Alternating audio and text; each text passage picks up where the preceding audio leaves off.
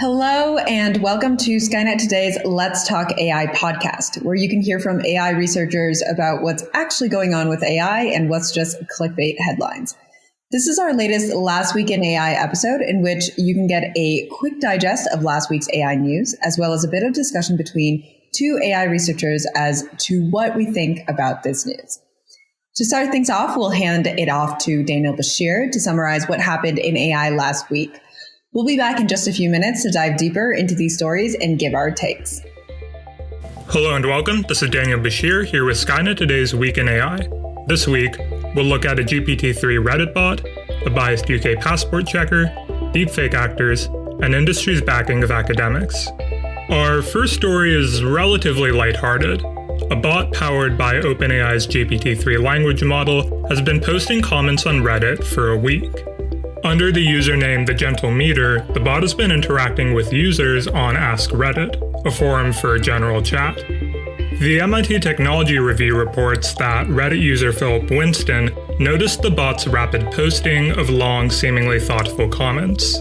He then confirmed that the language from the bot matched the output of Philosopher AI, another GPT-3-powered tool. While the posts from The Gentle Meter were harmless, this incident does matter, because it confirms concerns that even when access is given to a select number of individuals, technology like GPT-3 can be used for unintended and possibly harmful purposes.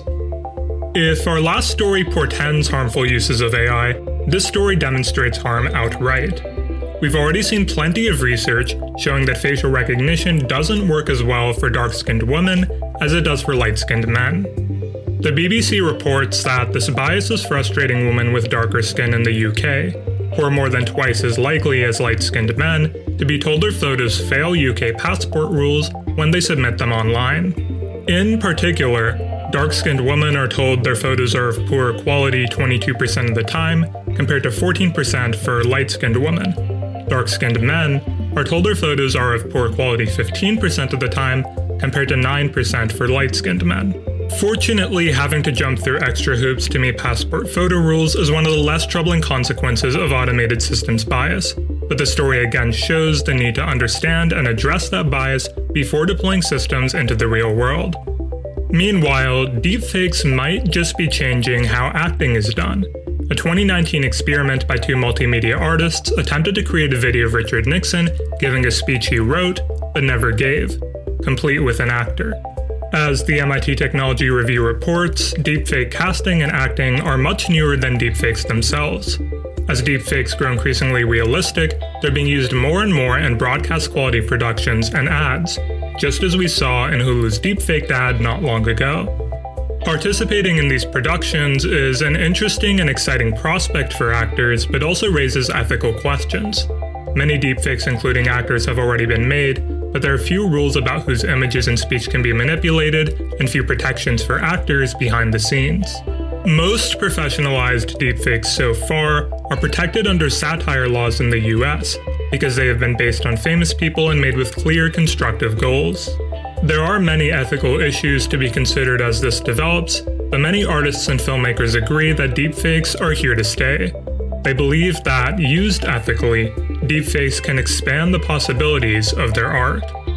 Our final story today looks at the interaction between industry and academia.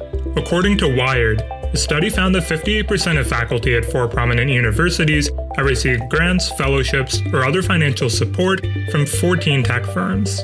Mohammed Abdallah, the grad student who carried out the study, doesn't believe that any of the faculty are acting unethically, but that their funding could bias their work, even unconsciously.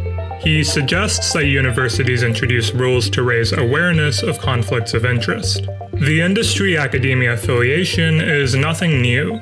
Companies have long backed important research, while faculty sometimes leave their universities for industry or work part-time in companies who have data and computing resources their schools can't match. Abdallah worries that industry funding might discourage researchers from pursuing certain projects or encourage them to agree with solutions from companies. That's all for this week's news roundup. Stay tuned for a more in-depth discussion of recent events with Andre and Sharon. Thanks, Daniel, and welcome back, listeners. Now that you've had a bit of summary on last week's news, feel free to stick around for a bit more laid back discussion about this news by two AI researchers. First, I'm Sharon, a fourth-year PhD student in the machine learning group working with Andrew Ng. I do research on generative models, improving generalization of neural networks, and applying machine learning to tackling the climate crisis, as well as applying it to medicine. And with me is my co-host. Hello there, I'm Andrei Krenkov, a third-year PhD student at the Stanford Vision and Learning Lab. I focus mostly on learning algorithms for robotic manipulation and reinforcement learning for robotics in my research. And listeners, once again, like last week, we had a bit of a slow week, so we're only going to be discussing 3 articles. But this time, we might have a slightly more fun one to start with, which is titled, A GPT-3 bot posted comments on Reddit for a week and no one noticed. And this was from the Technology Review. So you pretty much got the gist from the title there. GPT-3 bot posted comments, and it was only noticed after a little while, and people in the comments kind of freaked out. We were just looking over some of its comments, Sharon, and we were getting pretty impressed. It had some pretty interesting things to say, and it was quite coherent. So I'm curious, does this change your view of GPT-3 or kind of its impact? Yeah, I think I'm even more impressed by it, though at the same time, I will have to say Reddit is probably the best fertile ground for GPT to roam, since there's a lot of vacuous posts there. And I feel like GPT definitely seemed to be, at least the few ones I looked at, seem to be less toxic than what I expected, though I think the article pointed out some of the slightly more touchy subjects that GPT did respond to. Yeah, I would also think that this was made with what's called philosopher AI, which had its own tricks in addition to just using GPT-3. So I believe that it was conditioned to act a bit philosopher-like. It'd be fairly formal, be very grammatically correct.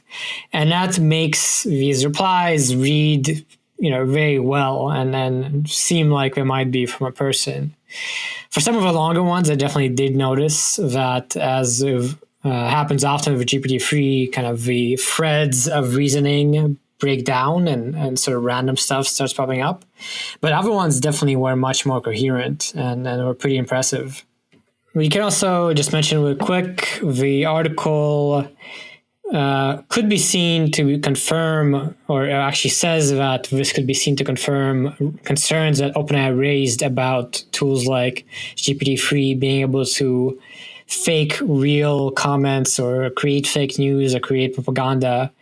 So this is one of the first instances that we know of a language model kind of acting anonymously on the internet without being known for a while. There was a previous example where GPT-3 was used to generate blog posts, and those got a lot of upvotes on Hacker News before people realized it was all a language model.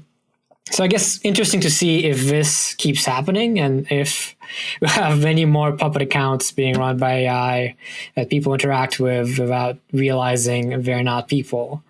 Certainly in that case, it would be useful to have better filters to avoid those situations.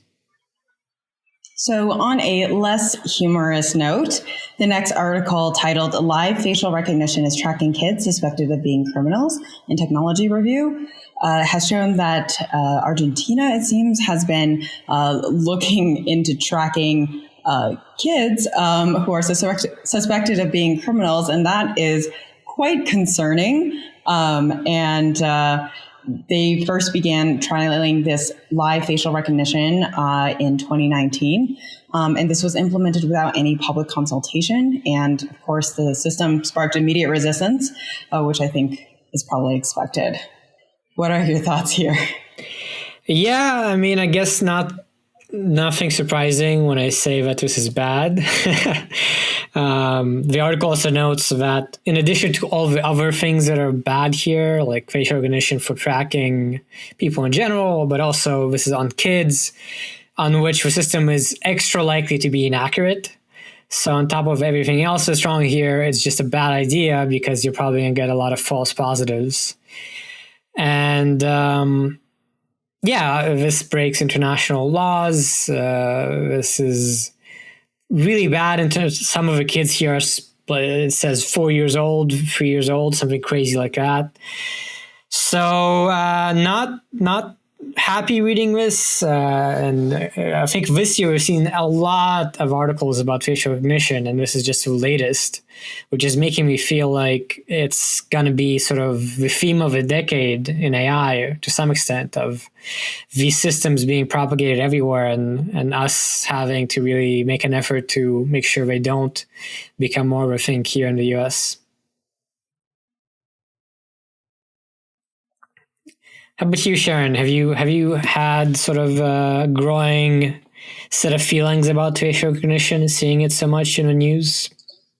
Yeah, I have. What's actually interesting is I recently spoke with someone who was kind of trying to take the other side of the argument and be like, oh, I think like we know that this technology is going to be out there anyway, so we need to kind of de-bias it such that it won't be biased towards certain types of people. And it was just interesting that they were very resigned to the fact that this was, this is like the direction of things. And yeah, I mean, yeah, we should be de-biasing these systems. It was just really interesting because he mentioned that someone he spoke with who started a company in the space was working on de-biasing these things, but didn't feel like this technology should be out there at all. And I don't know, I feel like I couldn't work on a company that was doing like it almost feels like a lesser evil. I don't know. You know what I mean? Like if I didn't agree with the overarching goal of the work. So I definitely see it being more and more prevalent. And I think like I think the US right now, we're definitely going through that moratorium with the help of the BLM movement. But other countries, and yeah, so I spoke with someone in the UK, it's different, I think. I think they don't look at it the same way as we do necessarily right now. Yeah, I also have your reservations of respect to AI. I feel, I could potentially become AI developer in industry after my PhD. That's a possibility. And there are some applications where I would feel, I would rather not do them, such as, facial recognition, surveillance, especially military. In my case, thinking about robotics, there are certain things where I would prefer to just avoid them and wait and see until we have more kind of ready laws and overall understanding and preparedness to be able to use them responsibly. I think it's better to not use them at all. But I don't know, maybe in the UK they're doing it correctly.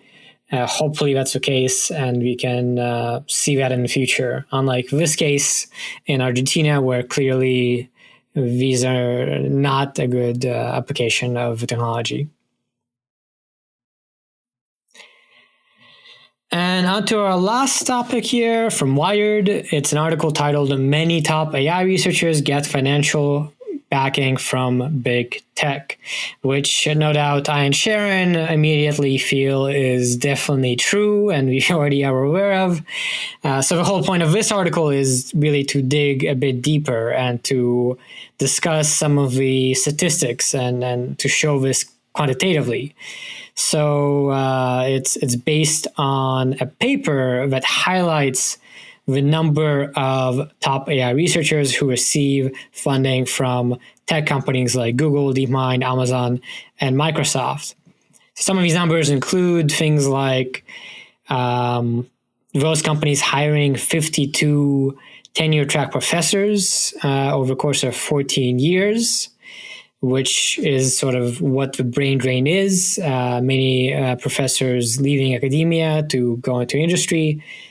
And then when you include everything, so appointments, internships, and sabbaticals, something crazy like 97% of faculty in AI ethics work with big companies. So yeah, not shocking by any amount, but kind of interesting to see the numbers and that it's so big. Is this kind of in accordance to what you might have expected, Sharon, or is this even beyond what you thought? It is beyond what I thought. I think that is a ridiculous number. I mean, having an advisor who definitely is in that space, or like on the industry side, though I think it's different because it's not a large tech company he's a part of right now, though he has been in the past, several. And I mean, it's a very stark number. And I guess it does kind of bring to light the kind of influence that these companies might have and organizations might have on researchers and in defining what those directions should be. Though I imagine it's also the culture of these places that would help direct that as well. But both like financial incentives and the culture, I think, would very much dictate what kind of work would be done at these places. And I think that could be very bad. That being said, I also see academia not necessarily being the more ethical one either. So I don't know. What are your thoughts here? Yeah, I mean, on the one hand, it seems like a lot. So another number here was for 83 current faculty, they found that 58% of them, or 48, received funding, such as grant or fellowship, from one of the big 14 technology companies. So pretty big numbers. Then again, I myself have done an internship at one of these companies at NVIDIA. And certainly a lot of people in my lab have interned at Google or at Facebook or at DeepMind. And we must acknowledge that these companies and the labs they run do really, really impactful and significant and good AI research. Like certainly NVIDIA, Google, Facebook, they publish a ton of papers that I read and I think are really good. Regardless of the larger kind of incentives of the company, the researchers they hire are top notch. And so it kind of makes a lot of sense to collaborate with them, to receive funding from them and so on as a researcher. So it's hard to say if we can really, say this is bad. I don't know. Maybe if we saw more examples where funding actually skewed research and led to some research not being done. But for now, I will say it's not necessarily bad. It's just something to keep an eye on. Is that sort of what you have in mind, Sharon? Or I do really appreciate the fact that, like, for a lot of these,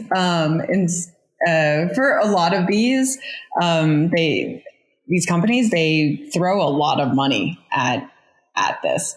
So I'm grateful for that, I suppose, because I don't think I would have had that much money to spend. I would love to buy those many GPUs, but yeah, I think like that definitely helps show and push things forward.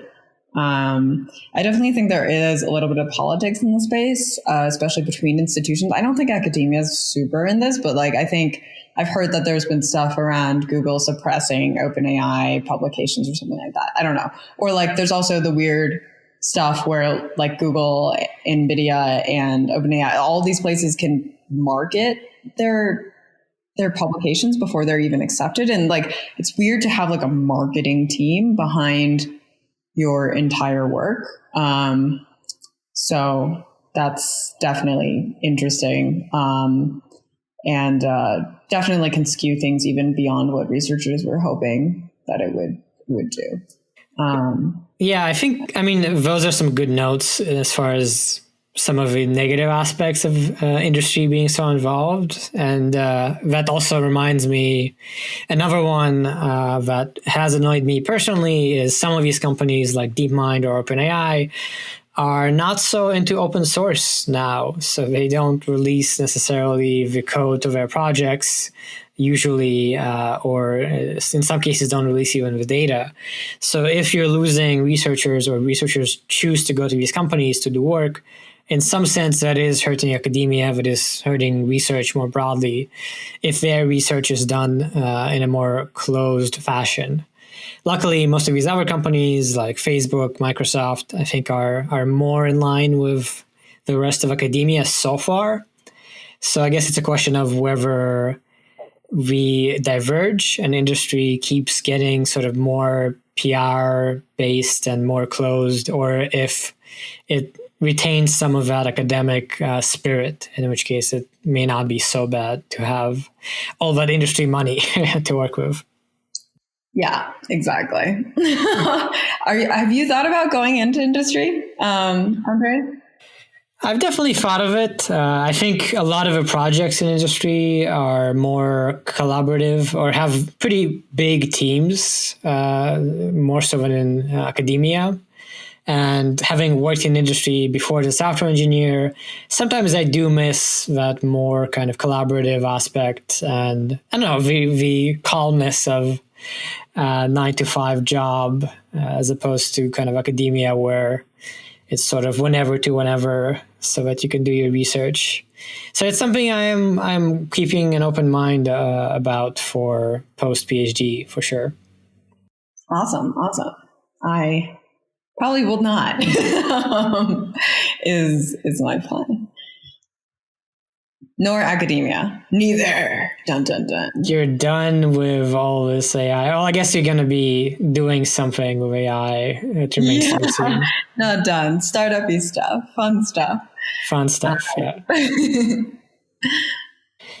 And with that, we are going to wrap up our short episode this week. Thank you so much for listening to this week's episode of Skynet Today's Let's Talk AI podcast. You can find the articles we discussed here today and many more articles from last week, and subscribe to our weekly newsletter with those articles at skynettoday.com. Subscribe to us wherever you get your podcasts, and don't forget to leave us a rating if you like the show. Be sure to tune in next week.